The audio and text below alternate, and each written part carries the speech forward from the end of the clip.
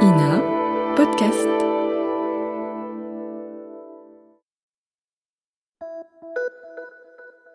Salut, c'est Clara de l'INA. Cette semaine, dans La vie d'avant, je vous emmène à la rencontre d'un cocktaileur professionnel.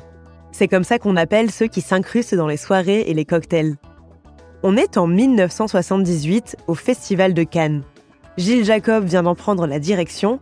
Il lui donne une nouvelle impulsion vers plus d'indépendance, avec notamment la création de la sélection Un certain regard, en marge de la sélection officielle.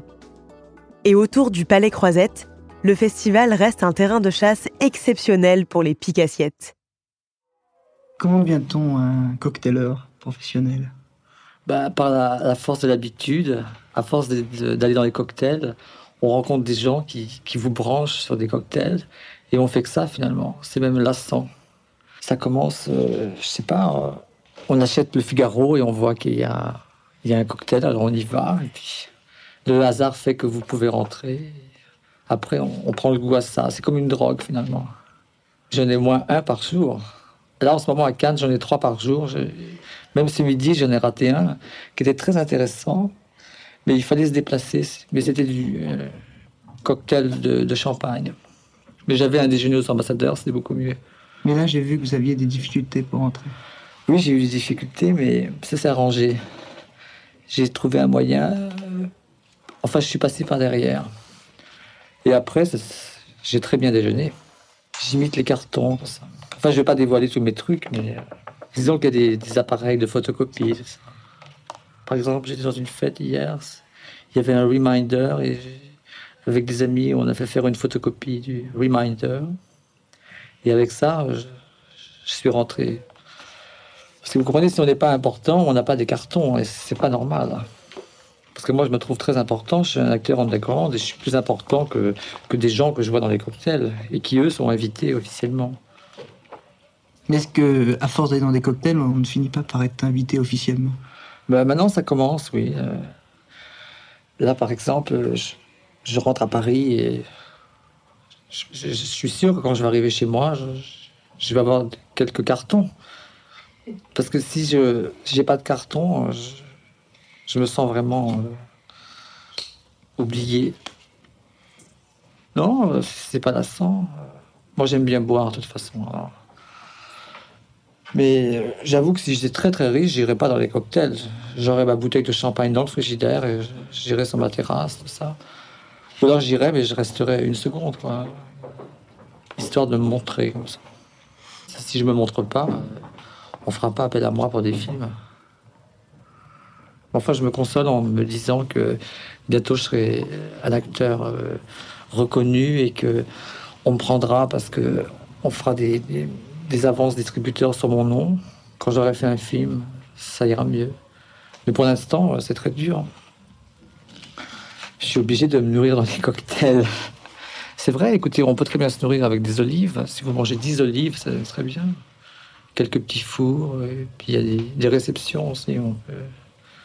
Quel est le cocktail dans lequel vous êtes le plus fier d'être entré ? Ou le déjeuner ?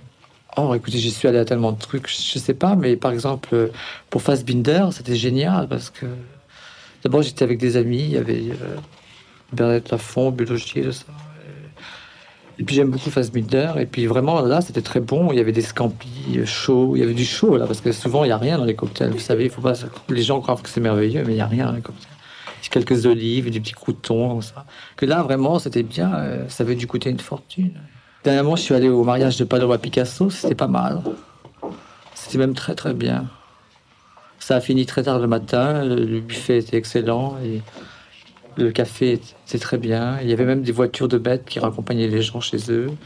Moi, j'ai profité d'une voiture qui m'a ramené chez moi. Et tout ça offert par cette charmante Paloma, que je n'ai pas eu la chance d'épouser, hélas. Il y a des fois où j'avais pas de carton et où je suis rentré très facilement parce que j'ai un certain chic comme ça. Alors on croit que je suis invité alors qu'en fait je ne suis pas invité. Il faut avoir l'air très à l'aise comme ça. Et en général ça marche à tous les coups. Et puis on peut par exemple avoir un carton à la main qui n'est pas le carton adéquat. Ou alors on peut coller à des gens par exemple.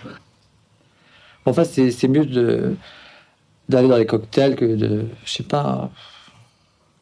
que d'aller voir des matchs de football. Plus intéressant. Mais je trouve que les gens manquent d'idées dans des cocktails qui sont vraiment ratés. Et c'est un petit détail qui... Par exemple, au Martinez, alors vous voyez, je suis allé au Martinez avant-hier, il y avait une réception offerte par les Israéliens. C'était très bien, les gens étaient très bien, la boisson était très bien, les petits fours étaient très bien. Alors, il n'y avait pas de musique et le décor était horrible, c'était une horreur. Je suis parti très rapidement. Après avoir mangé. Oui, je trouve que... Oui, après avoir mangé, bien sûr. Voilà, c'est la fin de cet épisode de La vie d'avant, produit par Lina. N'hésitez pas à nous mettre 5 étoiles s'il vous a plu, et abonnez-vous pour ne louper aucun épisode sur votre plateforme d'écoute préférée. On se retrouve la semaine prochaine pour un nouvel épisode de La vie d'avant.